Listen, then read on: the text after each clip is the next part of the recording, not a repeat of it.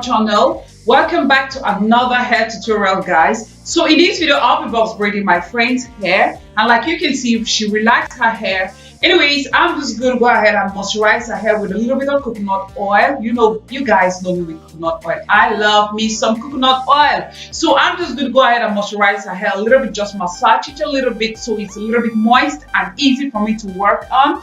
Then I'm going to go ahead and start with the braiding. I won't be talking so much in this video, guys, but this video is beginners friendly. Beginners friendly. I will just go ahead and show you guys what I'm doing. So stay back, take a cup of coffee, take a cup of tea, and just continue watching.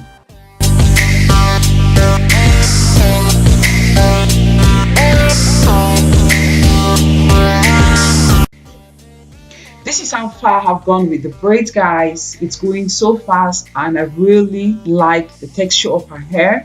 So I forgot telling you guys this at the beginning of the video. I will be curling the ends of the braids, so that's why I have them like that. I forgot telling you guys that, so I just want you guys to know and understand why I have it like that, and you guys are going to understand more at the end of the video.